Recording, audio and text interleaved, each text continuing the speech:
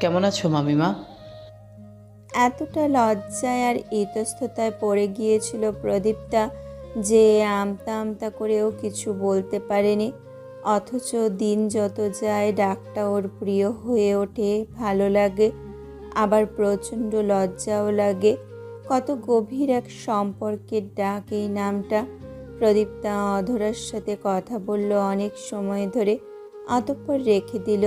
সহসা প্রদীপ্তা দেখে একটা মেয়ে হন্তদন্ত হয়ে ওর পাশের সিটটা দখল করে বসলো।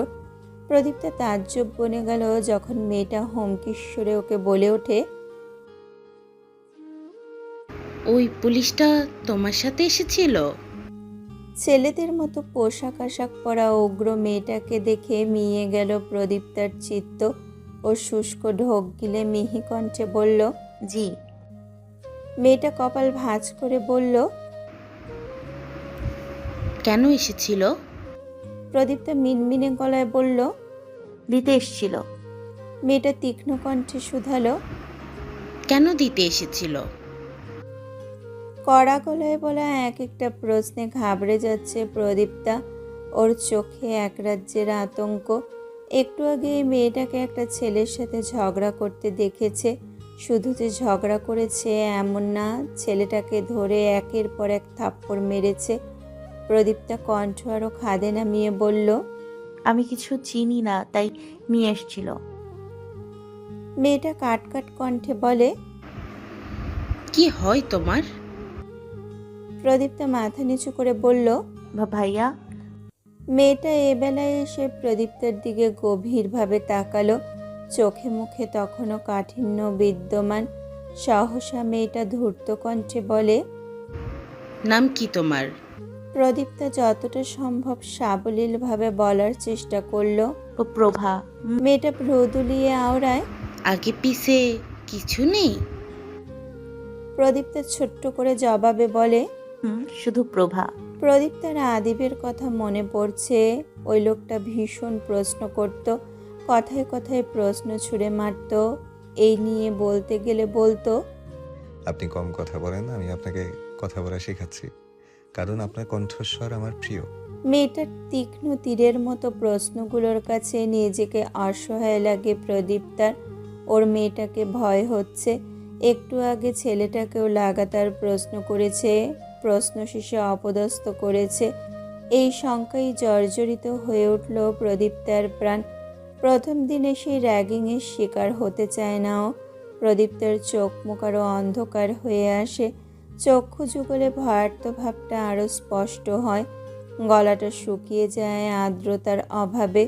হঠাৎ করে মেয়েটা ভ্রু বাঁকায়, তির্যক গলায় বলে, তুমি আমায় ভয় পাচ্ছ? এমন প্রশ্নে প্রদীপ্তা উত্তর দিতে পারে না। মেয়েটার তেজ খানিক কমে যেতে দেখা গেল। ও নিজেকে সামান্য ঠান্ডা করে বলল, ভয় পেও না, আমি তোমাকে হ্যারাস করতে এসেছিলাম, তবে এখন আর ইচ্ছে হচ্ছে না। প্রদীপ্তা চকিতে তাকায়। মেয়েটা বলে, আমার ভাইয়ের মেয়ের নাম প্রভা, তাই বেঁচে গেলে। তবে উল্টাপাল্টা কিছু দেখলে কিন্তু খবর আছে। প্রদীপ্তা নিষ্পলক চেয়ে রইল শুধু। ও কি উল্টা সিধা করতে পারে? নম্র ভদ্র শান্তশিষ্ট একটা মেয়ে প্রদীপ্তা, যার ধর্মই চুপ থাকা, সে কি করে উল্টাপাল্টা কিছু করবে? প্রদীপ্তা ধীরে চোখ নামিয়ে নিল। প্রদীপ্তা দেখল একটু পরই মেয়েটা ওর শাড়ির আঁচলটা হাতের মুঠোয় নিল। প্রদীপ্তা কিংকর্তব্য বিমূঢ়। আদিবের পরে এই যে একটা মেয়েকে দেখল যে ওর শাড়ির আঁচলে হাত দিয়েছে। মেয়েটা কৌতূহলী কণ্ঠে শুধায়, প্রথম দিন বলে শাড়ি পরে এসেছো, সো বোরিং। প্রদীপ্তা এপাশ ওপাশ মাথা নাড়ে, নিম্ন স্বরে বলে, আমি শাড়ি পরি। মেয়েটা ঠোঁট উল্টিয়ে গোল গোল চোখে তাকালো, অতঃপর হো হো করে হেসে উঠল। এই যুগে এসে এইসব শাড়ি কে পরে? অস্বস্তি অনুভব করলো প্রদীপ্তা, তবুও বলল, আমি ছোট থেকেই পরি। মেয়েটা কৌতূহলী গলায় শুধোয়, তোমার বাড়িতে সবাই এমন? প্রদীপ্তা সময় নিয়ে ভাবল, এ বাড়িতে রুমকি বেগম আর প্রদীপ্তা ছাড়া কেউ শাড়ি জাতীয় পোশাক পরে না। নানা বাড়িতে থাকতে নানু ব্যতীত অন্য কেউ পরতেন না। প্রদীপ্তা নরম গলায় বলল, না। মেয়েটা খুঁটিয়ে খুঁটিয়ে দেখল প্রদীপ্তাকে। অনুমতি ছাড়াই প্রদীপ্তার হাত দুটো নিজের হাতে তুলে নিল। প্রদীপ্তা অবাক হলো। মেয়েটা প্রদীপ্তার চুড়িগুলো নেড়েচেড়ে দেখতে দেখতে বলল, তুমি বিবাহিত? ভরকে উঠল প্রদীপ্তা। দ্রুত মাথা নেড়ে জানালো, না। তাহলে বড়দের মতো দু হাতে দুটো চুড়ি পরেছো কেন? প্রদীপ্তা মিনমিনে গলায় বলল। এমনি। মেয়েটা সাবলীল হেসে বলে, তোমার মাঝে আমি আমার মাকে দেখতে পাচ্ছি। উনি এমনই। তেজস্বী রূপটা নিভিয়ে মেয়েটার মুখে হাসি ফোটানোর ব্যাপারটা প্রদীপ্তার ভালো লাগলো। ওর মাঝের আতঙ্ক ভয় সব ফিকে হয়ে এলো। খানিক বাদে স্যার প্রবেশ করলো শ্রেণীকক্ষে।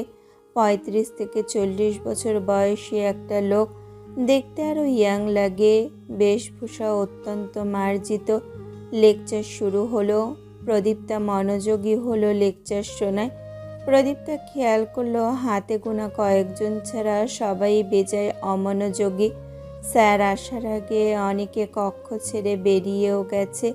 এমনকি প্রদীপ্তার সাথে একটু আগে কথা বলতে থাকা মেয়েটাও ভীষণ নির্লিপ্ত ভঙ্গিতে কথা বলে যাচ্ছে ওর অন্য পাশের ছেলে মেয়েগুলোর সাথে। এতটা উগ্র মানুষ কি করে হতে পারে? প্রদীপ্তা ভাবে। সহসা প্রফেসর তিক্ততা প্রকাশ করে বলে ওঠেন, আপনারা অনুগ্রহ করে থামুন, নয়তো বেরিয়ে যান। অধিক সম্মানিত ব্যক্তিটির কথায় তোয়াক্কা অবধি করে না একটা প্রাণী। প্রদীপ্তা আরও আশ্চর্য হলো। প্রফেসর সেই মানুষটিকে উল্লেখ করে বলে ওঠে, মিস সামিহা, আপনি এবার থামুন। আপনাদের মতো স্টুডেন্টের জন্য বাকিরা ডিস্টার্ব হচ্ছে। প্রদীপ্তা সামিহার দিকে তাকালো। সামিহার মাঝে কোনো অনুশোচনা বোধ নেই, বরং ও নির্বিকার কণ্ঠে বলল, থ্যাংক ইউ প্রফেসর। বলেই ও বেরিয়ে গেল। যাওয়ার আগে ইশারা করে গেল বাকিদের। বাকিরাও সামিহার পিছু পিছু চলে যায়। প্রদীপ্তের খুব বাজে লাগলো ব্যাপারটা। একটা শিক্ষককে যে শিক্ষার্থী সম্মান দিতে জানে না, তার পড়াশুনো করার কোনো অধিকার নেই। ওরা বেয়াদব, বড্ড বেয়াদব। নিচতলার একদম শেষ প্রান্তে পুরনো ভবনের মোটা দেওয়ালের ভেতরে অবস্থিত একটি কক্ষ। বাইরে থেকে দেখলে মনে হয় সির্ফ একটা পরিত্যক্ত স্টোর রুম, অথচ ভেতরের পরিবেশ ভীষণ ভিন্ন। এখানে প্রবেশ করলেই বোঝা যায় যে প্রতিটি জিনিসের নিজস্ব রহস্য কতটা। শক্ত ধাতুর তৈরি দরজার তালা ডিজিটাল কোডে চলে। ভেতরে পা রাখতেই প্রথমে নজরে পড়বে মৃদু নীল রঙের দেওয়ালে টানানো ব্যানারটার দিকে, যেখানে লাল রঙের স্পষ্ট কালিতে লেখা আছে 8টা সতর্কতা। আরও ভেতরে গেলে দেখা যায় সারা ঘর অন্ধকার। দেওয়ালে ঝুলন্ত বড় স্ক্রিনটা নীল রঙের বাতি ছড়াচ্ছে, যাতে ভেসে উঠেছে শহরের মানচিত্র আর গোপন তথ্যের অসংখ্য গুটি গুটি শব্দগুচ্ছরা। মাঝখানে গোলাকার কালো টেবিল, চারপাশে বসে আছে 9 জন ব্যক্তি। প্রত্যেকে গম্ভীর চোখে সতর্কতার সহিত স্ক্রিনের দিকে চেয়ে। টেবিলের ওপর ল্যাপটপ, ওয়্যারলেস কমিউনিকেটর, কিছু ফাইল আর প্রত্যেকের জন্য কালো কফি কাপ রাখা।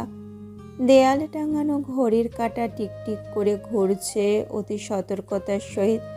দেখে মনে হবে সময়ও শব্দ করে ঘুরতে ভয় পাচ্ছে। সকলের সামনে প্রশস্ত দেহ নিয়ে দাঁড়িয়ে থাকা মানুষটা উচ্চ পদে অবস্থানকারী তাসরিত খান আদিব। সে নিজের গম্ভীর কণ্ঠে সকলের উদ্দেশ্যে বলে ওঠেন, আপনারা সকলেই বুঝতে পারছেন বিষয়টা কোন রূপ ধারণ করেছে ইতিমধ্যে। আমরা এই মুহূর্তে কিছু করতে না পারলে কতটা ভয়ঙ্কর প্রভাব পড়বে সারা দেশে ভাবুন একটু। তাই আপনাদের উচিত নিজেদের দায়িত্ব সঠিকভাবে পালন করা, সেই সমস্ত প্রভাবশালী রাজনীতিবিদদের ওপর কড়া নজরদারি করা এবং তাদের ইনফরমেশন কালেক্ট করা যাদের কথা আপনাদের জানানো হয়েছে। স্ক্রিনে যে পয়েন্টগুলো দেখা যাচ্ছে এগুলো দেখে স্পষ্ট বলা যায় ক্রিমিনালদের পরবর্তী ধাপ কত নিখুঁত হতে চলেছে। So be careful everyone. Adib থামল। সকলে মনোযোগ দিয়ে শুনল আদিবের প্রতিটা কথা। আদিব আরও বলে, নানান অভিযান চালিয়েও কোনো সন্দেহজনক জাহাজ চোখে না পড়ার দুটো কারণ আপনাদের ব্যাখ্যা করি, শুনুন। হয় তারা সাধারণ জাহাজগুলোকে সেই কাজের জন্য হায়ার করবে মোটা অঙ্কের অর্থের বিনিময়ে, যাতে করে আমরা বুঝতেও না পারি। আদিব থামে। Intelligence officer of navy, NI শব্দ তুলেন এই পর্যায়ে। উনি ধূর্ত গলায় বলেন। আদিব সম্মতি ভঙ্গিতে মাথা নাড়ে। ইউ আর রাইট, তারা এমন বোকামি কখনোই করবে না। লেফটেন্যান্ট রিদান হাসান খুব গুরুতর ভঙ্গিতে বললেন, স্যার, সুবন দত্তর পক্ষ থেকে একটা ক্ষুদ্র বাক্য অব্দি আসছে না, বরং রিমান্ডে থাকা অবস্থায় উনি লাগাতার হুমকি দিয়ে যাচ্ছেন। এমন চলতে থাকলে ওদের মিশন সম্পর্কে জানা আমাদের জন্য কঠিন হবে, আর হাতে সময় খুব কম। আদিব স্ক্রিনের দিকে নজর দিতে বলল। লাল রং দ্বারা মার্ক করা একটা অংশ সকলকে দেখিয়ে উনি দায়িত্বশীল গুরুগম্ভীর কণ্ঠে বললেন। কি লেখা আছে? আশ্চর্যজনকভাবে মুখের রং পাল্টে যায় প্রত্যেকের। বেজায় উদ্বেগ ছড়িয়ে পড়ে প্রতিটা মানুষের চোখে মুখে। অবিশ্বাস্য কণ্ঠে অদীপ মর্যাদা সম্পন্ন পোশাক পরিহিত মানুষগুলো বলে ওঠে। আদিব ভারী গলায় বলল, ইয়েস, শঙ্কা করা যাচ্ছে ওরা সাবমেরিন ব্যবহার করবে। নবযাত্রা এবং জয়যাত্রা নয়, বরং তারা অন্য দেশ থেকে আলাদা সাবমেরিন দেশে আনার চেষ্টা করছে। It's very dangerous. 800 কোটির চেয়েও বেশি পরিমাণ অর্থ আয় ব্যয় হবে। I repeat, be careful everyone. ঘোষণা দিয়ে দিন সমুদ্রে টহল বাড়িয়ে দিতে, বিজিবির কঠোর অভিযান চালু করতে, তবে সাবমেরিনের ব্যাপারটা গোপন রেখে। মনসুর আহমেদ চিন্তিত কণ্ঠে বলেন, তারা সাবমেরিন ব্যবহারে অনুমতি পাবে না commando. It's not possible. Adib তির্যক গলায় বলে, did I mention that this is legally possible? তারা অবৈধভাবে এটা সম্ভব করার চেষ্টা করছে। আই রিপিট, অবৈধভাবে। চিন্তিত দেখায় প্রত্যেককে। সকলে গভীরভাবে স্ক্রিনের দিকে তাকিয়ে রয়। এক্সিকিউটিভ অফিসার কফির কাপে চুমুক দিয়ে সকলকে জানায়, কাল টেকনাফের মিশনটা কমপ্লিট করছি, আপনারা প্রস্তুতি নিন। সকলে একসাথে বলে, ইয়েস স্যার। শান্তিতে সংগ্রামে সমুদ্র দুর্জয়। লেখাটা বিড়বিড় করে পড়ে চেয়ারে বসা ব্যক্তিটির পানে চাইল রিদান হাসান। একধানে কাগজপত্র নিয়ে কাজ চালিয়ে যাচ্ছে আদিব। চোখ মুখ শক্ত। বিগত 14 দিন যাবৎ লোকটা কর্মে ফিরেছে, অথচ একটা দিন চোখের পাতা এক করেনি। সারা দিন রাত ছোটাছুটি করেছে। 3 দিন আগে মিশনে গিয়ে হাত পা ছিঁড়ে ফিরে এসেছে। আগুনের ঝলকানিতে একটুর জন্য মরতে মরতে বেঁচেছিল, অথচ মেডিকেল রেস্ট নেয়নি, আবার ফিরে এসেছে কাজে। যশোর সদর উপজেলার প্রভাবশালী এমপি ফখরুল হাসানের ডান হাত সোভান দত্তকে রেড লাইট এলাকা থেকে গতকাল রাতে নিজে গিয়ে আটক করেছে। এই সামান্য ব্যাপারে এমপির চেলাকে আটক করা অসম্ভব, তবে আদিব আটকের পূর্বে দেখিয়েছে বহু কারণ। সোভানের নিজস্ব তেলের কারখানা আছে। ওই কারখানা তল্লাশি চালিয়ে পাওয়া গেছে গোপন স্থানের সন্ধান। কারখানার নিচে সোভান দত্ত গড়ে তুলেছে অন্ধকার এক সাম্রাজ্য। বিভিন্ন ধরনের মাদক সহ বহু জাল টাকা এবং 6 জন নিহত মেয়ের লাশ শনাক্ত করা গেছে। আদিব আঙুল তুলে তুলে দেখিয়েছে প্রতিটা অপকর্মের প্রমাণ। এমপির করার মতো কিছু ছিল না অমন অবস্থায়। আদিব পুলিশের দায়িত্বে সোভান দত্তকে তুলে না দিয়ে সরাসরি নৌবাহিনীর দায়িত্বে তুলে দেয়।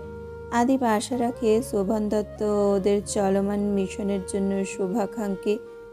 অদ্ভুত সাহসিকতার এই মানুষটাকে দেখে টিমের প্রত্যেকেই মাঝে মধ্যে অবাক হয়।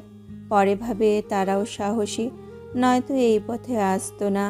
রিদান আদিবের মনোযোগ ভ্রষ্ট করে বলে ওঠে, আপনি সত্যি রাশিয়া যাবেন? আদিব শান্ত গলায় বলে, যাব। রিদান উদ্বিগ্ন কণ্ঠে বলে, স্যার, এটা খুব রিস্কের। আদিব ওর দিকে শীতল নেত্রে চায়, অতঃপর কঠোর কণ্ঠে বলে, তুমি মনে করো আমি এসব পরোয়া করি? রিদান মাথা নাড়ে, নিচু গলায় বলে, no sir. No sir, but Adif ওকে থামালো, স্রেফ গম্ভীর কণ্ঠে বলল, রিদান, আপনি নিজের কাজের ব্যাপারে ভাবুন, ফাইলগুলোর দিকে ভালো করে দেখুন। আমাকে নিয়ে ভাবা চেয়ে দেশ নিয়ে ভাবাটা বেশি গুরুত্বপূর্ণ। রিদান দীর্ঘশ্বাস ফেলে ও খুব ধীর গলায় বলে, স্যার, আপনি বলেছিলেন আপনি নতুন জীবন শুরু করতে চান। আদিফ রিদানের দিক হতে এই পর্যায়ে চোখ সরিয়ে নেয়, বরাবরের মতো গম্ভীর থেকেই বলে, পার্সোনাল লাইফ আর কর্ম গুলিয়ে জীবন চালানো আমার পক্ষে সম্ভব নয়। আমার কাজ আমার কাছে খুব ইম্পর্টেন্ট। রিদান হতাশ গলায় বলে, আপনি বলেছিলেন মেমো আপনার কাছে খুব বেশি ইম্পর্ট্যান্ট। আদিফের তীক্ষ্ণ নেত্রে তাকালো রিদানের দিকে। রিদান ভাবলো ম্যামের কথা শুনে স্যার হয়তো নিজের সিদ্ধান্ত পরিবর্তন করে নেবে, অথচ রিদানের সব আশা চূর্ণ বিচূর্ণ করে দিয়ে আদিফ সরু গলায় বলে উঠল, আপনি চাইছেন আমি আপনাদের ম্যামকে সাথে নিয়ে রাশিয়া যাই? রিদান ভরকে যায় ও দ্রুত মাথা নেড়ে ব্যস্ত কণ্ঠে বলে, না স্যার, আমি বলতে চাইছিলাম ওখানে গিয়ে আপনার কিছু হয়ে গেলে কি হবে? তখন তো ম্যাম বিয়ের আগে বিধবা হয়ে যাবে। আদিফ বিরক্ত হয় ও প্রায় ধমকের সুরেই বলে ওঠে, রিদান, নিজের কাজের দিকে মন দিন। আরেকটা উল্টাপাল্টা কথা বললে আমি আপনার ব্যাপারে উপর মহলে নোটিশ জানাতে বাধ্য হব। চুপসে গেল রিদানের চোখ মুখ। রিদানও বিরক্ত হলো, তবে বলল না, নীরবে হজম করে নিল আদিবের ইচ্ছেগুলো। নিজের জানের মায়া নিজে না করলে অন্যরা করে লাভ কি? অনর্থক। জাহাজের মধ্যের একটা কেবিন তখন খুব নির্জন, আশেপাশে কেউ নেই, শুধু একজন ছোট্ট জানালাটার দিকে দাঁড়িয়ে আছে। এসেছিল জাহাজটার অবস্থা দেখতে, কোনো সমস্যা আছে কিনা কিংবা সন্দেহজনক কিছু এই জাহাজে উপস্থিত আছে কিনা দেখতে। রাতেই এই জাহাজটা বাংলাদেশ থেকে কোরিয়ার উদ্দেশ্যে রওনা দেবে। মালবাহী জাহাজ এটা। জাহাজের বাইরে অতল সমুদ্রের স্বচ্ছ জলের স্রোতের দিকে তাকিয়ে কয়েকটা ছক কষে নিল আদিব। অতঃপর সে জাহাজ থেকে বেরিয়ে যেতে যেতে নিজের ব্যক্তিগত জীবন সম্পর্কে একটু ভাবল। ব্যক্তিগত জীবন বলতে ব্যক্তিগত প্রিয় একজন নারীকে নিয়ে ভাবল। মন ভেতরে ভেতরে বলতে লাগলো, উত্থাল সমুদ্রের অতন্দ্র প্রহরীটা আপনাকে ভুলে যায়নি প্রদীপ্তা। তার আপনার কথা ভীষণ মনে পড়ে। আপনাকে মনে পড়ে বিশেষ গোপন বৈঠকে কিংবা শত্রু আটক করার মুহূর্তে, এমনকি ধূর্ত পরিকল্পনা সাজানোর সময়। ক্ষণে ক্ষণে আপনি বিচরণ করে যান আমার মস্তিষ্কের প্রতিটা নিউরন জুড়ে।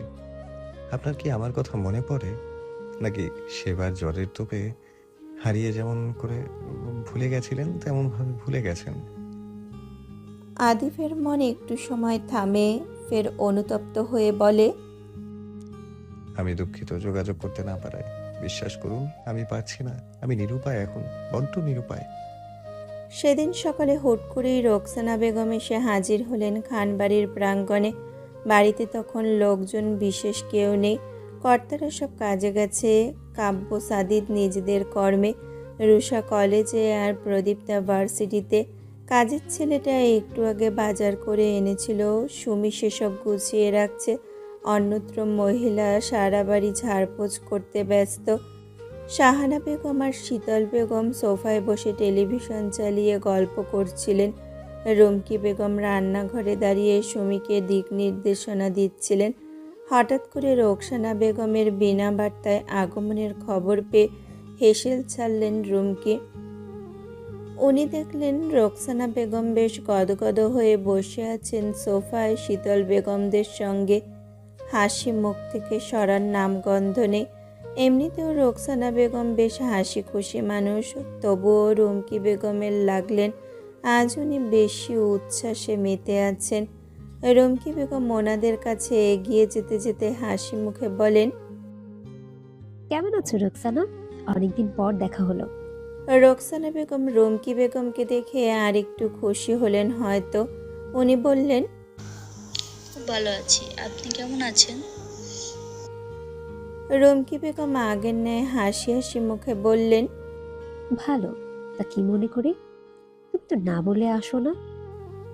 রোকসানা বেগম ঠাট্টা করে বললেন, কেন আসতে পারি না? রুমকি বেগম কপাল খাত করে বলেন, আহা, পারবো না কেন? আমি তো এমনিই জিজ্ঞেস করলাম, তুমি সচরাচর না বলে আসো না, তা স্নেহাকে নিয়ে এলে না কেন? রোকসানা বেগম বলেন, ও কলেজে তাই আনেনি। তাছাড়া আমারও জলদি ফিরতে হবে, ও এসেই বা কি করতো। শাহানা বেগম পাশ থেকে মেকি কণ্ঠে বললেন, কেন আপা, জলদি কেন যেতে হবে কেন? আজ থাকবেন। ভদ্রমহিলা হেসে না বোধক মাথা নাড়েন। শুধু রুমকি বেগম রোকসানার জন্য খাবার দাবারের ব্যবস্থা করতে চাইলে উনি বাধা দেন, বলেন খেয়ে এসেছে। রুমকি বেগম তখন আর জোর করতে পারেন না। চারজনের দৈনন্দিন ব্যাপারে আলাপ চলে অনেকক্ষণ। পুরোটা আলাপকালে রোকসানা বেগমকে খুব উসখুসে দেখায়। ব্যাপারটা প্রত্যেকের চোখ কাড়ার মতো। সকলেরই সন্দেহ জাগে ওনার আচরণ দেখে। অকস্মাৎ নিজের মনের কৌতূহল দমন করতে না পেরে রুমকি বেগম বলেই ফেলেন, তোমার কি কোনো সমস্যা হচ্ছে রোকসানা? তোমাকে অন্যরকম লাগছে। রোকসানা বেগম আশেপাশে চাওয়াচাওয়ি করলেন একটু, অতঃপর কৃত্রিম হেসে বলেন, না, তেমন কিছু নাই। একটু থামেন তিনি। রুমকি বেগমের সন্দেহ দমে না। রোকসানা বেগম খুব স্পষ্টভাষী মানুষ, উনি এমন কৃত্রিম আচরণ কখনোই করেন না। আজ হঠাৎ এমন আচরণটা সন্দেহজনকই বটে। সহসা রোকসানা বেগম বলে ওঠেন, ভাবি, আমার আপনার সাথে একটু কথা ছিল। শীতল বেগম আর শাহানা বেগম একবার রোকসানা বেগমের মুখের দিকে তাকালো গভীরভাবে, তারপর চোখ ফেরালো রুমকি বেগমের দিকে। কি এমন কথা আছে যা তাদের বলা যাবে না? রুমকি বেগমকেই বলতে হবে, ওনারা ভাবলেন। এদিকে রুমকি বেগম বেশ সাবলীল কণ্ঠে বললেন, কি কথা বলো শুনি। মহিলা মিনমিন করলো, না, আলাদাভাবে বলতে চাইছি। আগে তোমায় বলাটাই ভালো হবে। রুমকি বেগম আর আপত্তি করলেন না। রোকসানা বেগমকে নিয়ে চলে এলেন নিজ ঘরে। ওদিকে সাহানা বেগম অপ্রসন্ন কণ্ঠে বলেন, কি এমন কথা থাকতে পারে ওনার যা আমাদের বলা যাবে না? আশ্চর্য। শীতল বেগম নরম গলায় বলেন, পরে বড় ভাবির কাছে শুনে নিয়েন। আপাতত রিমোটটা দিন তো, চ্যানেল পাল্টাই। নীরব কক্ষটাকে অকস্মাৎ ভারী করে তুলে গম্ভীর মুখে রুমকি বেগম রোকসানা বেগমকে বলে ওঠেন, প্রভার ভেতরে এমন কি খুঁত আছে যে আপনার মনে হয়? রোকসানা বেগম কাচুমাচু মুখে বসে আছে খাটের ওপর। ওনার দৃষ্টি ভারী হয়ে আছে, মুখটা জুড়ে আকুলতা। উনি ব্যস্ত গলায় বললেন, আমি কখন বললাম প্রভার মাঝে খুঁত আছে? রুমকি বেগমের আদল আরও গম্ভীর হয়ে ওঠে। ভেতরে ভেতরে যে তিনি কতটা ক্ষুণ্ণ হয়েছে তা তার নেত্রযুগল জোড়া দেখে নির্দ্বিধায় ঠাউর করা সম্ভব। ওনার মতো একটা মানুষকে সবসময় রাখতে দেখা যায় না। উনি ফ্যানের পাওয়ার বাড়িয়ে দিতে দিতে অপ্রসন্ন কণ্ঠে বললেন, তুমি ইঙ্গিত সেদিকেই করছো, নয়তো নিজের বিবাহিত ছেলের জন্য ওকে চাইতে না। রোকসানা বেগম বিরক্ত হলেন। উনি তিক্ততা প্রকাশ করে বললেন, নিহালের বিয়ে হয়ে ছাড়াছাড়িও হয়ে গেছে ভাবি, ও এখন আর বিবাহিত নেই। রুমকি বেগম তীক্ষ্ণ নেত্রে চাইলেন, এখন ছাড়াছাড়ি হয়েছে, তবে বিয়ে তো করেছিল, একটা মেয়ে আছে, তুমি অস্বীকার করতে পারলে? একটা মেয়ে আছে ওর, তুমি অস্বীকার করো পারলে? এমন একটা ছেলের সাথে প্রভার বিয়ে কেন দিব আমরা, যে ছেলের আগে একবার বিয়ে হয়েছিল? রোকসানা বেগম ঠান্ডা গলায় ওনাকে বোঝালেন, নিহালের আর্থিক অবস্থা অনেক সচ্ছল ভাবি, আমার ছেলে দেখতেও বা কোনো অংশে খারাপ না, তাহলে সম্বন্ধ করতে আপত্তি কিসের? রুমকি বেগম তপ্ত শ্বাস ফেলেন। উনি কঠিন ভঙ্গিতে বলে বসেন, টাকাটাই সব না রোকসানা, তাছাড়া প্রভার মাঝে এমন কোনো খামতি নেই যার কারণে ওর জন্য ভালো ছেলে পেতে আমাদের অসুবিধা হবে। আর যদি কবিতা শান্তর জন্য প্রভাকে চাইতে আসতে তাহলে আমরা ভেবে দেখতাম, কারণ শান্তর আগে বিয়ে হয়নি। আজ যদি কবিতা শান্তর জন্য প্রভাকে চাইতে আসতো আমরা ভেবে দেখতাম, কারণ শান্তর আগে বিয়ে হয়নি, ভেতরে কোনো ভেজাল নেই। কিন্তু নিহাল, উনি থেমে যান।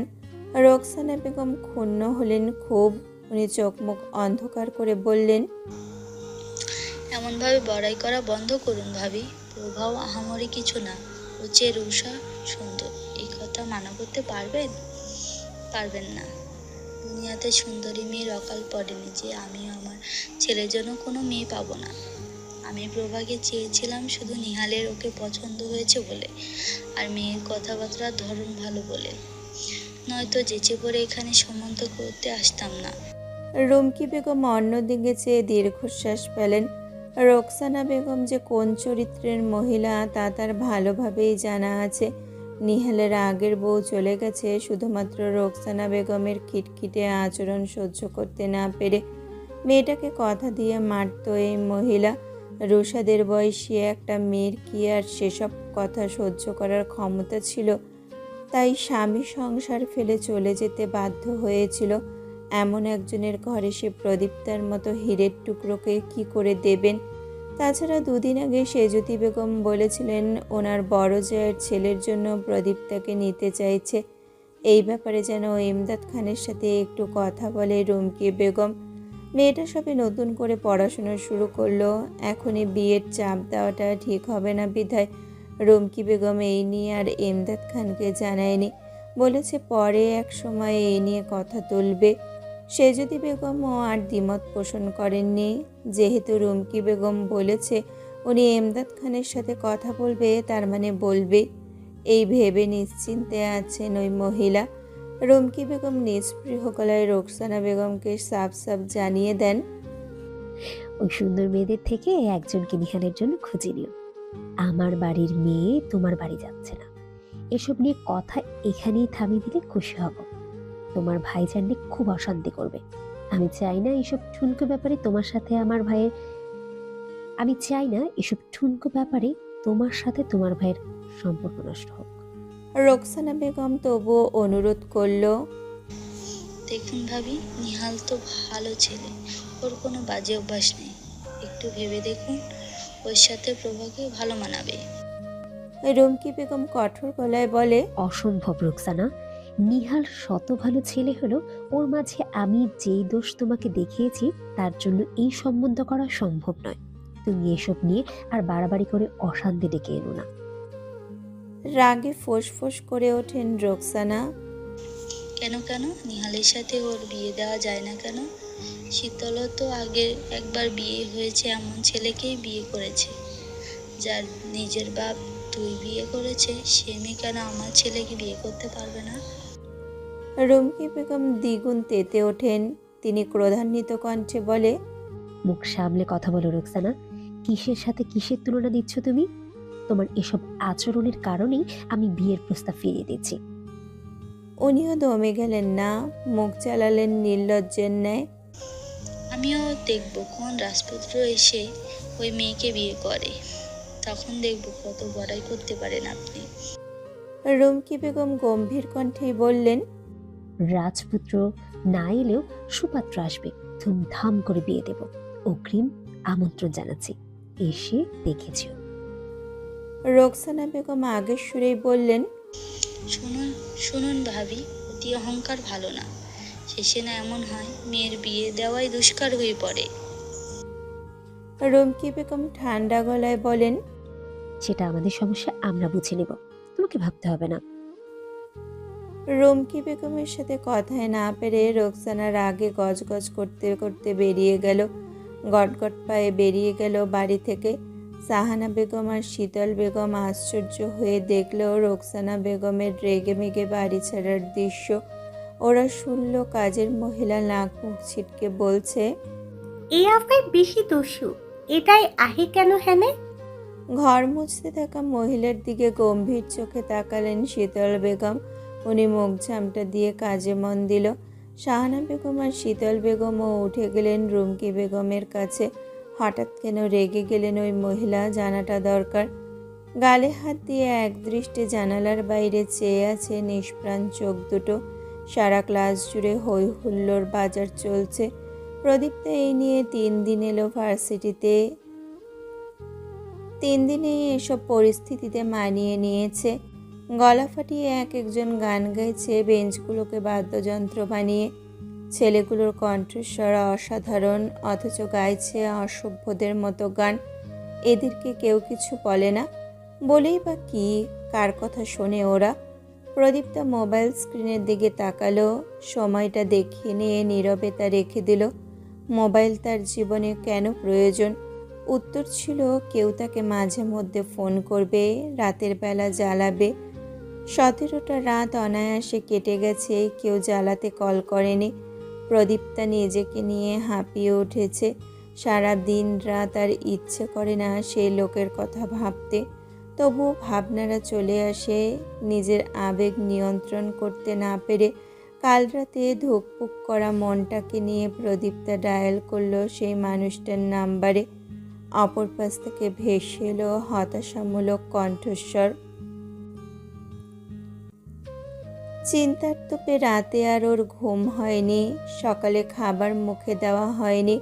নাম্বারটা কেন বন্ধ বলছে? জাহাজে থাকলে কি ফোন বন্ধ করে রাখতে হয়, নাকি কোনো বিপদ হয়েছে? সে চিন্তাই মেয়েটার মাথায় ঘাঁটি স্থাপন করেছে ব্যথারা। শূন্যতাগুলো সমস্ত শরীর জুড়ে পিনপতন যন্ত্রণা সৃষ্টি করেছে। জীবনের এই পর্যায়ে সে মামির হাজারটা কটূক্তিকে ওর কাছে ফিকে মনে হতে লাগলো। ওগুলো কোনো যন্ত্রণা ছিল না, যন্ত্রণা তো এটা যা সে প্রতিনিয়ত অনুভব করছে। একটা মানুষের হুট করে নিখোঁজ হয়ে যাওয়ার যন্ত্রণায় ধুকে ধুকে মরছে সে। মাঝে মাঝেই মনে হয় আদিবকে খুব সূক্ষ্মভাবে মারার ফোন দিয়ে গেছে। মানুষ কতটা নিখুঁত অভিনয়ে মানুষকে খুন করতে পারে। প্রদীপ্তার চোখ দুটো জলে ভরে উঠল। রাতে সৃষ্টিকর্তার কাছে আহাজারি করেছে সে মানুষটা ভালো থাকুক, সুস্থ আর নিরাপদে থাকুক। ওই মানুষটার সব কিছু ভালো হোক, যে মানুষটা প্রদীপ্তাকে মৃত্যুর যন্ত্রণা উপভোগ করাচ্ছে ক্ষণে ক্ষণে। হঠাৎ সামিহা এসে পাশে বসলো। ভার্সিটিতে আসার পর সামিহা ছাড়া প্রদীপ্তার আর কারোর সাথে কথা হয় না তেমন। সামিহা হাজারটা প্রশ্ন করে, প্রদীপ্তা শুধু জবাব দেয় অপদস্থ হওয়ার ভয়, নয়তো তাও দিত না। সামিহার সঙ্গী সাথীরা সামিহার সাথে তাল মিলিয়ে নানান প্রশ্ন ছুঁড়ে মারে প্রদীপ্তার দিকে। প্রদীপ্তা মেয়েগুলোর প্রশ্নের হুঁ হাঁ জবাব দিলেও ছেলেগুলোর কথায় কোনো টু শব্দটিও করে না, শুধু চুপ থাকে। ছেলেরা আশেপাশে থাকলেও চোখ জোড়া তুলে না অবধি, পারে না অদৃশ্য চাদরের মাধ্যমে নিজেকে আড়াল করে নিতে। সামিহার কণ্ঠস্বর শ্রবণেন্দ্রিয়ে যাওয়া মাত্র চোখে জমা জলগুলো ত্রস্ত হাতে মুছে নিল। ফিরে বসলো সামিহার দিকে।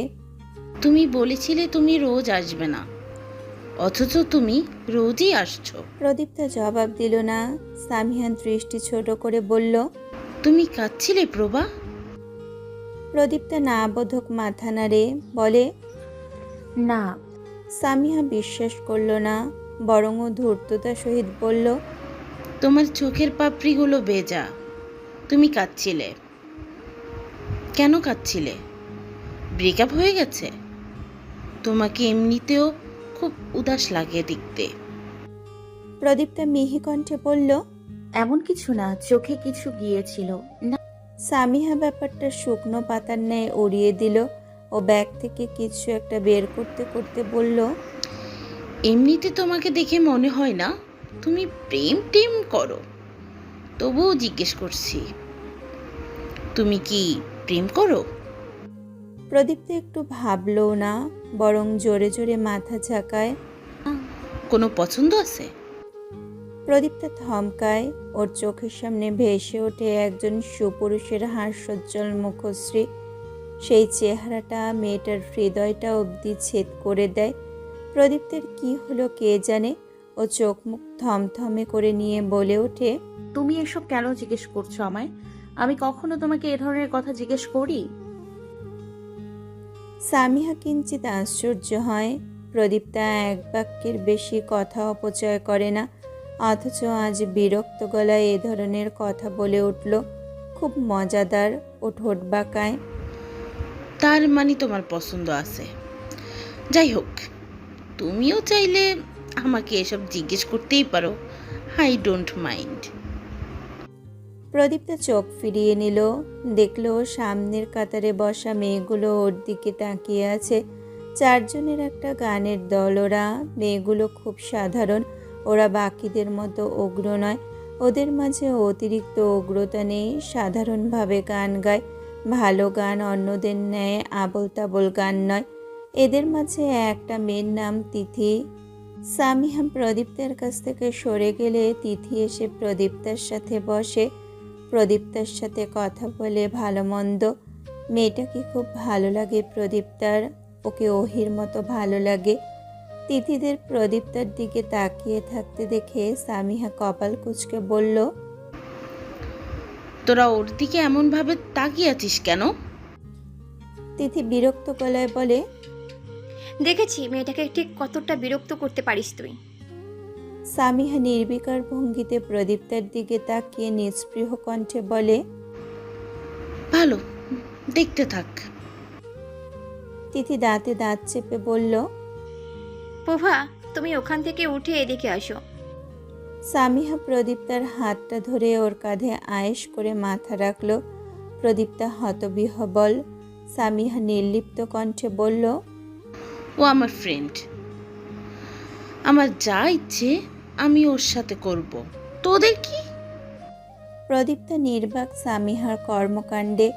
এই যে একটা মেয়ে, আদিফের পর যদি কাউকে প্রদীপ্তার অনেক অদ্ভুত লাগে সে হলো সামিহা।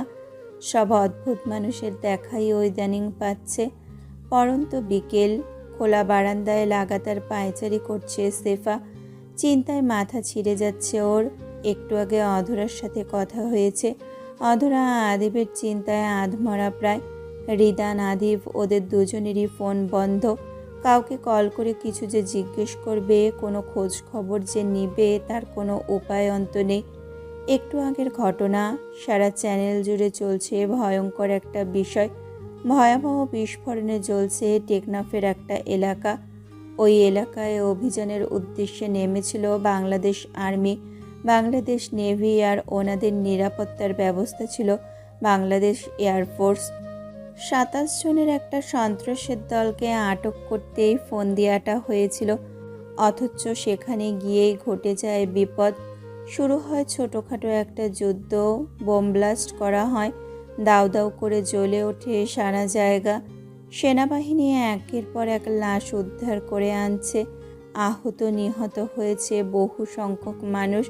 কে জানে সেখানে আদিফ আর রিদানের কী হাল। রিদানের সেখানে যাওয়ার খবর শেফা জানত। শেফার দম আটকে আসছে। একের পর এক রিদানের নাম্বারে কল করলেও মোবাইল বন্ধ দেখাচ্ছে। আতঙ্কে মেয়েটার বুক ফেটে যাচ্ছে যেন। সারা বিকেল আতঙ্কে কাটিয়ে সন্ধ্যার পর শেফার ফোনে আননোন নাম্বার থেকে কল আসে। কলটা করেছে রিদান। শেফা স্বস্তি পায়। ওদিকের অবস্থা জানতে চাইতেই রিদান খুব আহত গলায় বলে, সব ঠিক আছে, তবে অনেকের অবস্থা বেজায়, ক্রিটিক্যাল। তার মধ্যে স্যার একজন আগুন স্যারকে স্পর্শ না করলেও মাথায় চোট পেয়েছে ভীষণ, রক্ত পড়েছে অনেক, ওনার যাতা অবস্থা। এই অবস্থায় উনি রাশিয়া যেতে চাইছে। শেফা শুক্রবার যাওয়ার পরিকল্পনা করেছে। ওনারকে হাজার বলেও বোঝাতে পারছি না। শেফা অতিষ্ঠ হয়ে ওঠে। কেন ওর ওখানে যেতে হবে? আর কোনো লোক নেই? বেশি জরুরি হলে অ্যাডমিরাল যাবে, অন্যরা যাবে। ওর যাওয়ার ব্যাপারটা তো বুঝতে পারছি না। আমার করার কিছুই নেই। শেফা বলে, ওকে একটাবার ফোন অন করতে বল রিদান। অধরা আপু পাগল হয়ে যাচ্ছে ওর জন্য। কাজ তো সবাই করে, এজন্য ফোন বন্ধ রাখতে হবে কেন? রিদান জানায় সে বলবে। সূর্যের আলোর নরম সোনালি রঙে রাঙিয়ে তুলেছে চারিদিক। আকাশের প্রান্তে ছায়া মিশে আছে, আলোর হাওয়ায় হাওয়া বইছে এক ধরনের প্রশান্ত নিস্তব্ধতা। গাছের পাতাগুলো হালকা হাওয়ায় দুলছে। প্রশস্ত সুন্দর বাগানটার এক প্রান্ত আদিফের খুব পছন্দের স্থান। যাওয়ার আগের দিন হঠাৎ করে সেই স্থানে এনে বসিয়েছে একটা দোলনা। প্রদীপ্তা আজকাল এখানে এসে বিকেলের সময়টা কাটাতে শুরু করেছে। একটা ডায়েরি, ফোন আর উপন্যাসের বই নিয়ে ও এখানে এসে ঘাঁটি গাড়ে। ফোন নিয়ে চলাটা আজকাল ওর অন্যতম অভ্যাসের একটা। বস্তুটাকে এই আশায় হাতে রাখে যে এখান থেকে একটা গুরুত্বপূর্ণ কল তার জন্য আসবে। কিংবা ছোট্ট একটা মেসেজ, অথচ আসে না। ফোনটা তাকে হতাশ করে। মানুষ হচ্ছে অত্যন্ত দৌড়ের যাত্রী। সময়ের লাগাম হাতে নিয়ে তারা ছুটে নিরন্তর। আদেও কোথাও পৌঁছাবে কিনা তা জানে না, তবু থামে না এক মুহূর্ত। ভোরের প্রথম আলো ফোটার আগে শহর জেগে ওঠে ক্লান্ত মানুষের পদচারণায়। রাস্তায় গাড়ির শব্দ, আকাশে ধোঁয়ার স্তর, আর মনুষ্য হৃদয়ে অজস্র চিন্তার ভিড়। ব্যস্ত শহরের সবগুলো মানুষ এত বেশি ব্যস্ত যে তাদের অন্যদের নিয়ে ভাবার সময় নেই।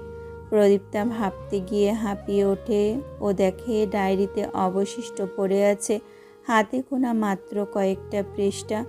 আজকাল ডায়েরিতে বেশি লেখা হচ্ছে, প্রতিটা পৃষ্ঠার ভাঁজে ভাঁজে লেখা হচ্ছে ব্যস্ত মানুষটার কথা। ভালো লাগা, খারাপ লাগা, রাগ হওয়া, বিরক্ত হওয়া, সব লেখা হচ্ছে। শুধু যে ডায়েরিতে লিখছে এমন না, গত কিছুদিন ধরে আদিবকে লাগাতার সারা রাত জেগে টেক্সট করা হয়। আমার দেখা পৃথিবীর সবচেয়ে খারাপ মানুষটা আপনি, মিস্টার নেভি। মেসেজগুলো কেউ দেখে না। রোজ নিয়ম করে যতক্ষণ ইচ্ছে হয় এই একটাই মেসেজ টাইপ করে পাঠিয়ে দেয়। শুধু চেক করলে দেখা যাবে এই একটা মেসেজের সংখ্যা 100 ছাড়িয়েছে। প্রদীপ্তা দোলনায় নিজেকে ভালোভাবে গুটিয়ে নিয়ে মোবাইলে লিখতে লাগলো। আপনি বলেছিলেন কল করবেন, অথচ 408 ঘন্টা হয়ে গেছে আপনি তা করেননি। আমাকে কল করছেন না কেন? ওপাশ থেকে কোনো জবাব আসে না। প্রদীপ্তা ডায়েরি খুলল, তাতে লিখল, আপনি বলেছিলেন কল করবেন, অথচ 408 ঘন্টা হয়ে গেছে আপনি তা করেননি। আমাকে কল করছেন না কেন? মানুষ এত ব্যস্ত কি করে হয়? উনি আজও আমাকে কল করেনি। একটা মেসেজ তা লিখতেই পারত। প্রদীপ, আমি ঠিক আছি, চিন্তা করবেন না, কিন্তু উনি তাও করেনি। কি পাষাণ, কি নির্দয় উনি। প্রদীপ্তা যখন ডায়েরির পাতা উল্টে পরবর্তী পৃষ্ঠায় কিছু লিখতে উদ্যত হবে, তৎক্ষণাৎ দেখল রুষা হন্তদন্ত পায়ে ওর দিকে ছুটে আসছে। প্রদীপ্তা দ্রুত ডায়েরি বন্ধ করে দাঁড়ালো। দেখল রুষা হাঁপাচ্ছে এবং বলে ওঠে, আপু আপু তুমি একটু বাবার রুমে যাও। মামনি, ছোটো মা কেউ বাসায় নেই। বাবা অসুস্থ, মা একা সামলাতে পারবে না। আমি আমি ফার্মেসি থেকে ওষুধ নিয়ে আসি। প্রদীপ্তার ভেতরটা শুকিয়ে এলো। ইমদাদ খান অসুস্থ? ও আর দেরি করলো না। রুষাকে ফার্মেসিতে যেতে দিয়ে ও চলে এলো ইমদাদ খানের ঘরে। দেখলো ইমদাদ খান টান টান হয়ে শুয়ে আছেন খাটের ওপর, বুকে এক হাত, নিষ্পলক তাকিয়ে আছেন ওপরের ফ্যানের দিকে। এসির পাওয়ারও বেশ বাড়ানো। পাশে বসে রুমকি বেগম চুলে হাত বুলিয়ে দিচ্ছেন আর অঝরে কাঁদছেন। প্রদীপ্তার মুখের রক্ত সরে যায় এই দৃশ্য দেখে। ও এগিয়ে যায় তাদের কাছে। ইমদাদ খান চোখ ঘুরিয়ে তাকালো প্রদীপ্তার দিকে। প্রদীপ্তা উদ্বিগ্ন কণ্ঠে বলে ওঠে, কি হয়েছে আপনার? ইমদাদ খান হাসেন, শুকনো মুখে একটুখানি হাসেন। প্রদীপ্তার সাথে কথা বলতে গেলে ভদ্রলোক সর্বদা খুব আদর নিয়ে কথা বলেন, মুখ থেকে হাসি সরায় না। আজও তাই হলো। কিছু হয়নি, একটু প্রেশারটা বেড়েছে আর পা দুটোতে ব্যথা উঠেছে, এই যা। অথচ রুমকি বেগম তখন এমনভাবে কাঁদছিলেন যেন বিরাট কিছু ঘটে গেছে। প্রদীপ্ত দেখলো পাশে তেলের বাটিটা পড়ে আছে। ও আস্তে করে বাটিটা তুলে ইমদাদ খানের পায়ের কাছে পা ভাঁজ করে বসলো। তা দেখে ইমদাদ খান ব্যস্ত কণ্ঠে বললেন, আরে আরে কি করছো? এসব লাগবে না। প্রদীপ্তা শুনল না। যত্ন করে ইমদাদ খানের পাটা কোলে রেখে ওতে মালিশ করতে লাগলো। মুখে খুব শান্ত কণ্ঠে বলল, আপনি আমার বাবার মতো, আপনার পায়ে হাত দিলে আমার গুনাহ হবে। ইমদাদ খানের বুক জুড়িয়ে আসেন। পাশে তার সহধর্মিনী তখনও কাঁদছেন, চোখে আঁচল চেপে। প্রদীপ্তা চিন্তিত নেত্রে সেদিকে তাকায়। কি হয়েছে ওনার? স্বামীর দুশ্চিন্তায় এত কাতর হয়ে পড়েছে। কই, ইমদাদ খান তো নিজের জন্য এতটা চিন্তিত নয়। প্রদীপ্তার খারাপ লাগছে রুমকি বেগমের মতো মানুষটাকে কাঁদতে দেখে। কারণ না খুঁজে ও শুধু চিন্তায় পড়ল, আহারে কেমন করে কাঁদছে। ওর খুব মায়া লাগলো। অকস্মাৎ কাঁদতে কাঁদতে রুমকি বেগম বলে ওঠেন, আমার একটা মাত্র ছেলে, আমি ওকে হারাতে পারবো না আদির বাবা। আমি নিঃস্ব হয়ে যাব, আমার দুনিয়া থেমে যাবে, আমি মরে যাব। বলতে গিয়ে ভদ্রমহিলা আরও কান্নায় ভেঙে পড়ে। প্রদীপ্তার পৃথিবী দুলে ওঠে সে কথাগুলো শুনে। কোনো সাধারণ কথা ছিল এগুলো? একটা মায়ের কান্না ঝরা গলায় বলা কথাগুলো সাধারণ ছিল? মোটেও না। প্রদীপ্তার অদ্ভুতভাবে হৃদস্পন্দন বেড়ে যায় আতঙ্কে। ক্রমাগত চলার শ্বাসনালী থেমে যায়, থামে মালিশ করতে থাকা হাত দুটো। ছেলেকে হারাতে চায় না মানে কি? কি হয়েছে আদিফের? প্রদীপ্তা দেখলো তার হাত পা ঠান্ডা হয়ে যাচ্ছে, কাঁপছে বেতাল, চোখ দুটো জুড়ে শুধুই আতঙ্ক। ভয়ে কলিজাটা শুকিয়ে গেছে। ওর ভেতর থেকে আবার প্রশ্ন এলো, কি হয়েছে আদিফের? প্রদীপ্তা শুনল এমদাদ খান বলেছেন, কান্নাকাটি বন্ধ করো রুমকি, এই জন্যই তোমাকে সব কথা বলতে চায় না, অযথা কাঁদো। উনি সেই অবস্থাতেই তেতে ওঠেন। তোমার জন্য হয়েছে আমার ছেলের এই অবস্থা, তোমার জন্য ছেলেটাকে আমি কাছে পাই না। কসম করে বলছি, আমার ছেলের কিছু হলে আমি তোমাকে ছাড়বো না। প্রদীপ্তা নিজেকে সদ্য স্বজন হারানো ব্যক্তিটার ন্যায় আবিষ্কার করলো। ওর চোখ দুটো জলে ভরে উঠেছে। অজানার শঙ্কায় দুমড়ে মুচড়ে যাচ্ছে মনটা, ক্ষতবিক্ষত হয়ে যাচ্ছে হৃৎপিণ্ডটা। ও মানতে পারবে না এমন কোনো দুঃসংবাদ যেখানে আদিফের নাম উল্লেখ। ও আরও কিছু শুনতে চাইছিল, তবে এমদাদ খান সেখানেই থেমে গিয়েছিলেন। নীরবে স্ত্রীকে কাঁদতে দিয়েছেন, তবুও সান্ত্বনা দিতে যাননি। যার নিজেরই সান্ত্বনা প্রয়োজন সে অন্যকে কি সান্ত্বনা দেবে? কেমন করে সান্ত্বনা দিবে? এমদাদ খান একটু আরাম পেয়ে যখন ঘুমিয়ে পড়েছে তখন নির্জীব শরীরটাকে টেনে হিঁচড়ে ঘরে নিয়ে এসেছে প্রদীপ্তা। কান্নারা দলা পাকিয়ে আটকে আছে গলায়। শক্ত কিছুর চিনচিনে ব্যথা অনুভব হচ্ছে গলার মধ্যভাগে। আদিবের কিছু হলে শুধু রুমকি বেগম না, অন্য একজনও নিঃস্ব হয়ে যাবে, অনেক কিছু হারিয়ে ফেলবে, সুন্দর ভবিষ্যৎগুলো অন্ধকার হয়ে যাবে। প্রদীপ্তা আতঙ্কে দিক বিদিক খুঁজে পেল না। ও জিজ্ঞেস করতে পারেনি আদিবের কি হয়েছে। কাকে জিজ্ঞেস করবে? কে ওকে বলবে? রুষাকে যে বলবে তারও উপায় নেই। মেয়েটা বাড়ি ফিরেনি। অস্থির হয়ে উঠছে প্রদীপ্তা। অরুমের এদিক থেকে আর একদিক পাগলের মতো হাঁটে। মাথার চুলগুলো আঁকড়ে ধরে বিছানার ওপর বসে পড়ে শেষে। ওর যন্ত্রণা হচ্ছে মানুষ হারানোর যন্ত্রণা। দিশেহারা মেয়েটা কিছু বলতে না পেরে অস্থিরতায় কাবু চিত্তটা নিয়ে ডায়াল করলো অধরার নাম্বারে। সময় নিয়ে রিসিভ হলো কলটা। ওপাশ থেকে কোনো সাড়া পাওয়ার আগেই প্রদীপ্তা উদ্বিগ্ন কণ্ঠে বলে ওঠে, আপনার ভাইয়ের কি হয়েছে আপু? কেন মামি কাঁদছে অমন করে? অধরার সাথে এই অবধি প্রদীপ্তার যতবার কথা হয়েছে ও আদিফকে নিয়ে কোনো বাড়তি আলোচনা করেনি, নিজেদের মতো করে কথা বলেছে শুধু। আজ হঠাৎ করে প্রদীপ্তার মুখে আদিফের কথা শুনে অধরা অবাক হওয়ার পরিবর্তে বিষণ্ণ হয়ে পড়ল। অধরা একটু আগে জায়নামাজ থেকে উঠেছিল, চোখ দুটো ফোলা ফোলা। একটু আগে যা শুনেছে তা ওর কাছে দুঃস্বপ্ন স্বরূপ। এমন ঘটনা এর আগেও ঘটেছে, প্রতিবারই এসব ওর কাছে ভয়ানক কিছু। অধরা নিজের চোখ দুটোকে নিয়ন্ত্রণ করে ম্লান কণ্ঠে বলল, আমি তো কিছু জানি না প্রভা। প্রদীপ্তার ভেতরকার ভয়গুলো আরও বাড়ল। অধরা না জানলে আর কার কাছে জিজ্ঞেস করবেও? কেউকে বলবে মানুষটার কি হয়েছে? প্রদীপ্তার আতঙ্ক বেড়ে চলেছে। চোখের সামনে অন্ধকার দেখতে পাচ্ছে সব কিছু। ও অধরাকে ফের একই সুরে বলল, আপু কাউকে জিজ্ঞেস করে দেখুন না উনি কি অবস্থায় আছেন। আমার ভালো লাগছে না, অস্থির লাগছে। অধরা টের পায় মেয়েটার কণ্ঠ ভিজে উঠেছে। অধরা দীর্ঘশ্বাস ফেলল, ঠোঁটে ঠোঁট চেপে কান্না আটকে বলল, তুমি চিন্তা করো না, ঠিক আছে, ওর কিছু হওয়ার কথাও নয়। অধরা কল কেটে দেয়। অথচ প্রদীপ্তা এপাশ থেকে মাথা চেপে ধরে ডুকরে কেঁদে ওঠে, আমি আর এসব নিতে পারছি না। আমার সাথে সব খারাপ হচ্ছে। ওনার অনুরোধ রাখতে গিয়ে আমি মরে যাচ্ছি। আমাকে সহ্য ক্ষমতা দিন ইয়া আল্লাহ। চোখ থেকে আর অশ্রু ঝরাতে দেবেন না দয়া করে। আমি সত্যি এসব আর নিতে পারছি না।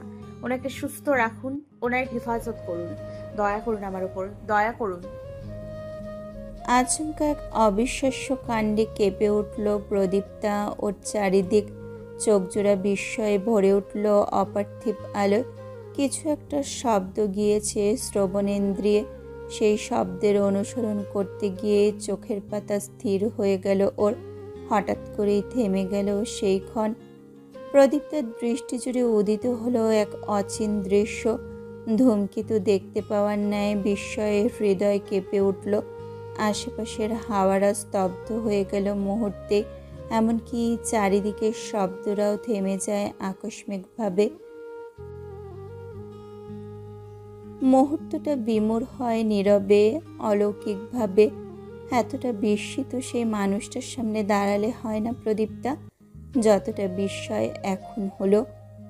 বিমূঢ় মূর্তির ন্যায় থমকে থাকা দৃষ্টিটা যখন পল্লব ঝাপটায় কৃত্রিম আলোকে জ্বলে ওঠা চারকোনা বস্তুটা নিভে গেছে, তখন প্রদীপ্তা কম্পিত হাতে পাওয়ার বাটনে চাপতেই দেখল স্ক্রিনে জ্বলজ্বল করছে সেভ করে রাখা নামটা, ব্যস্ত মানুষ। এর নিচে গুটি গুটি শব্দে লেখা, আমি দুঃখিত লক্ষ্মী আমার, আপনার নেভি আপনার নিকট ক্ষমা প্রার্থী, একটু করুণা করুন তার উপর। শুকনো মরুর বুকে এক পশলা বৃষ্টির ন্যায় অলৌকিক কোনো ঘটনা চোখের সামনে ভাসছে। মনে হচ্ছে বহু যুগ ধরে তপ্ত রোদের আগুনে পড়ে যাওয়া বালুকণারা আজ হঠাৎ আর্দ্রতা পেয়ে স্নিগ্ধতার বেষ্টনীতে আবদ্ধ হয়েছে।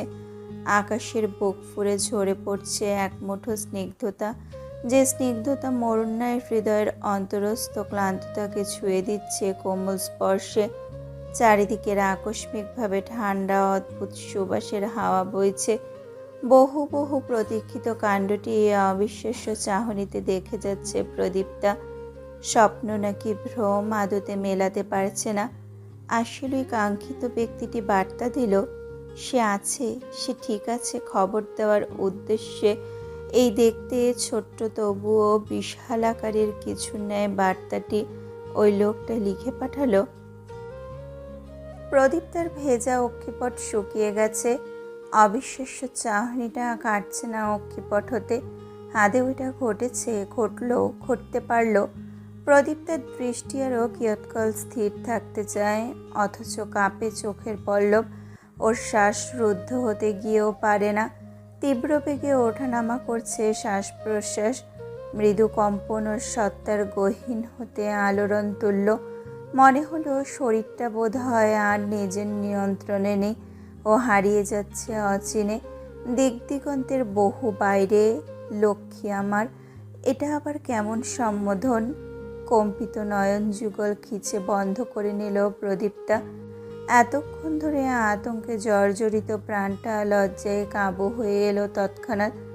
নিশ্চয়ই অসুস্থ অবস্থায় একটা মানুষ এই ধরনের মেসেজ লিখে পাঠাবে না, তাও এতগুলো দিন পর, এতটা সময় পর।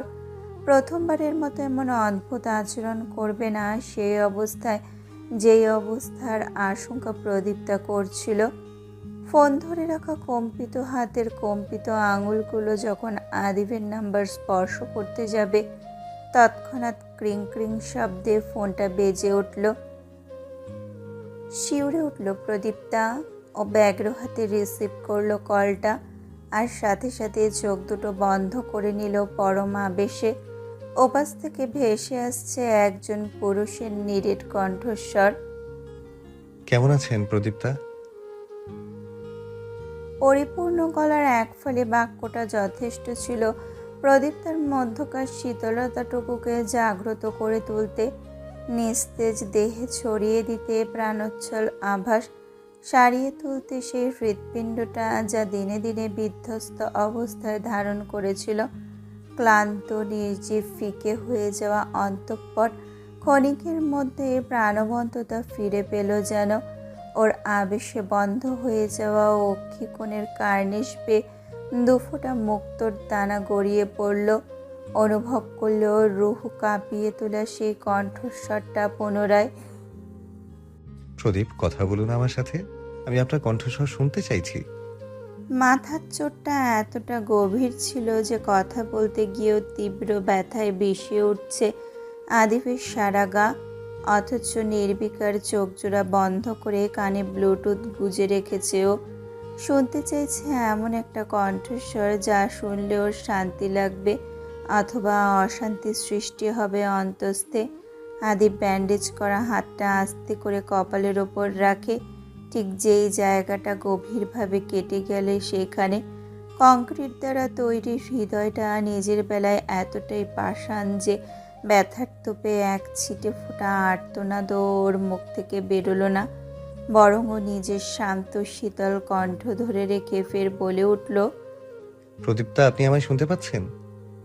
বহুদিনের জমে থাকা কথাগুলো গলার মাঝে আটকে আছে কঠোরভাবে, যেন তার কাটার মাথায় কাপড় আটকে গেছে। সেই আটকে যাওয়া শব্দগুলোকে কত কষ্টে যে টেনে হিঁচড়ে বের করলো প্রদীপ্তা, তা শুধু ওই উপলব্ধি করতে পারল। আপনি সত্যি কথা বলছেন?